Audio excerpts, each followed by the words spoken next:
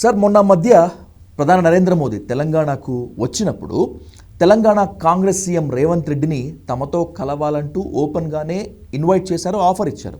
అలాగే బీజేపీ హేమంత్ బిస్వాస్, సువేందు వంటి ఇతర కాంగ్రెస్ నేతలను, ఇతర పార్టీ నేతలను తమ పార్టీలోకి తీసుకొని సీఎంతో పాటు మరికొన్ని ముఖ్య పదవులు కూడా ఇస్తున్నాయి.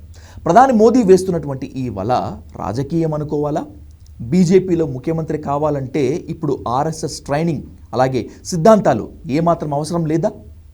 అంటే బీజేపీ ఇప్పుడు ఎవరినైనా కలుపుకుంటోంది. ఇతర పార్టీల నుంచి వచ్చిన వాళ్ళను కూడా తమ పార్టీలో చేర్చుకుంటూ ఎక్స్పాండ్ అవుతోంది. బీజేపీ తన కోర్ ఐడియాలజీ ఆర్ఎస్ఎస్ సిద్ధాంతాలను వదులుకోవడం లేదు.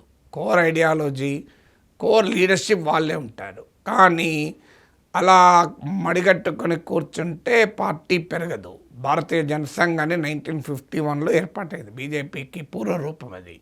1952 ఎన్నికల్లోనే 3 ఎంపీ సీట్లు గెలుచుకున్నారు. కానీ చాలా కాలం వరకు భారతీయ జనసంఘ్ పెద్దగా ప్రభావం చూపలేదు దేశ రాజకీయాల్లో. బీజేపీ కూడా పెద్దగా ప్రభావం చూపలేదు. మీకు 1984లో 2 సీట్లే వచ్చాయి.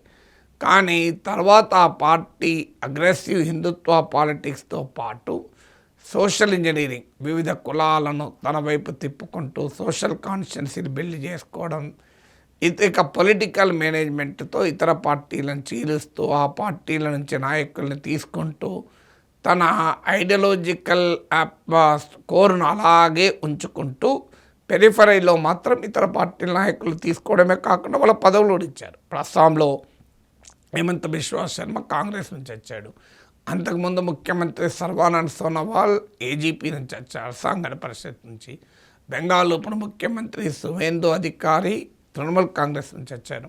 అంతకుముందు కర్ణాటకలో ముఖ్యమంత్రి బసవరాజ బొమ్మాయి మీకు జనతాదళ్ నుంచి వచ్చారు. అందువల్ల ఇతర పార్టీల నుంచి వచ్చిన వారిని కూడా ముఖ్యమంత్రులుగా ఉంచుకోవటానికి కూడా పార్టీ వెనకాడలేదు. అయితే ఇప్పటికీ పార్టీ లీడర్షిప్ చూస్తే మీరు పార్టీ యంత్రాంగము, పార్టీ నిర్మాణము జాతీయ స్థాయిలో ఇప్పటికీ కూడా కోర్ ఐడియాలజికల్ బేస్ ఉన్న వాళ్ళకే ఉంటుంది. మెజారిటీ వాళ్ళే ఉంటారు. క్యాబినెట్లో కానీ మీరు మా దేశంలో ముఖ్యమంత్రులు కానీ ఎంపీలు కానీ ఎమ్మెల్యేలు తీసుకుంటే 70-80% ఆర్ఎస్ఎస్ ఐడియాలజీ కమిట్ అయిన వాళ్ళే ఉంటారు.